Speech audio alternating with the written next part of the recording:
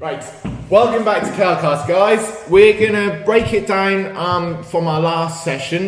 We got a load of good feedback from our last one about training splits. So we're making a new series which are going to be called 5-minute games, where we literally break down whatever we were talking about beforehand into more smaller detail, just for more beginner people to get to grips with and stuff like that. Today, with the training splits, we're going to talk more about the full body, which we went into a bit of depth last time about. So, what is full body training splits? So, depending on how many days you're doing, stuff like that, it's basically going to be hitting your whole body rather than individual muscles independently. So I'll pass it over to Alex, which is going to go more onto what kind of muscles and stuff that you want to be hitting when you're hitting full body, and more about the compound moves and stuff like that as well. Thank you, Ross. So full body, kind of self-explanatory. You're going to be hitting your whole full body in a training session. Thanks. Just in case you weren't aware, Good to clarify good clarification. Best way to do it, my personal opinion, is to start off with a squat. If you're going to be doing compound lifts, you've got a big bar across your back. You want all of your core to be nice and fresh while you're doing it, so you don't want to do anything else first. Get in there, get under that bar, do your squats. From there, personally, I like to move on to deadlifts. So we're starting off with mainly lower body. Squats first, into your deadlifts again. Core is still fresh. Legs are nicely warmed up from doing your squats as well. You've got to get a good nice leg drive at the bottom. Bringing your back into it as well. Yeah, going to get your back nice and tight.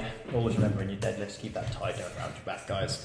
Then moving on into your upper body, I like to move on to a bench press or an overhead press.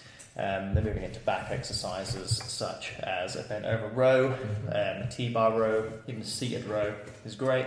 Hitting your arms. Yeah, you're going to use your arms as secondaries throughout all these compound lifts as well.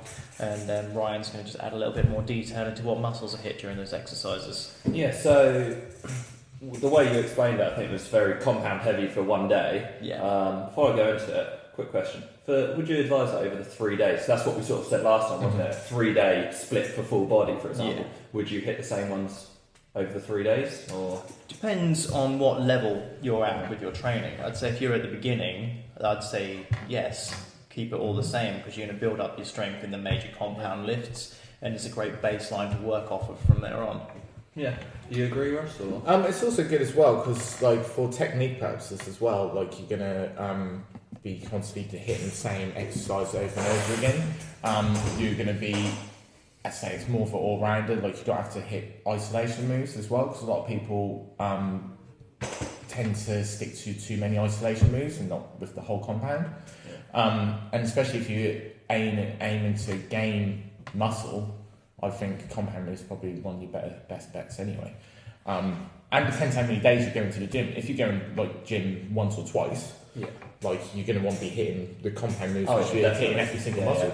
Yeah. If you're now breaking it down into 3 days, then yeah, I totally agree. One day hit your squats, and then next day deadlifts, and then last day your bench press. But yeah, and then I guess we start introducing isolation work opposite those, and I guess you can go 2 ways with that, in the sense that you go maybe strength on your squat, and then you have a few isolations on your legs, and then mix in a little bit of upper body, or you go really strength on squat and then primarily hit your upper body through it as well, can't you? Yeah. There's 2 ways, but It's where you bring in accessory lifts as well, like to complement your major lifts where other muscles are lagging behind. oh yeah, you don't want to be hit if you're doing a full body split. You don't want to be spending much time on a leg press or leg press maybe, but leg extensions, your laying hamstring press. You don't want to spend much time on it because you're fully isolating one muscle. If you're there for an hour and you're trying to hit your whole body, you want to be hitting exercises that are doing numerous dips, for example, or exactly compound exercises. Yeah, even your like jump squats, for example, with no weight. At least then you're still incorporating a lot of your lower body.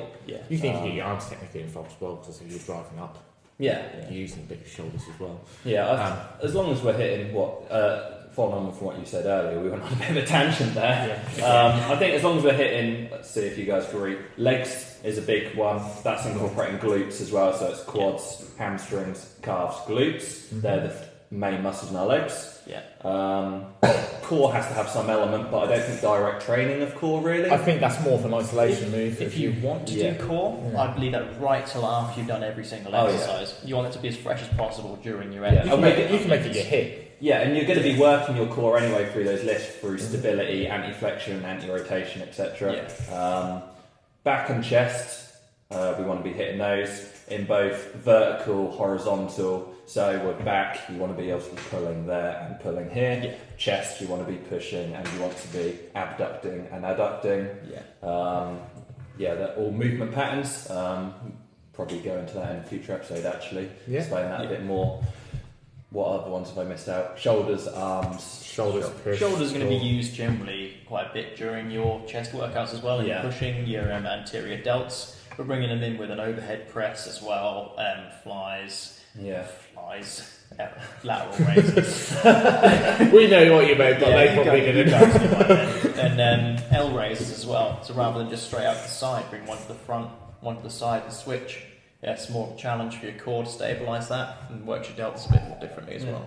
But yeah, I think we're covered pretty much full body then. So that's going to be part 1 of 3. Stay tuned for the second part, which will go into more of your upper body and lower body splits. But that's it from us now. I hope that helps more in depth with the training splits, and we'll see you soon. Take care.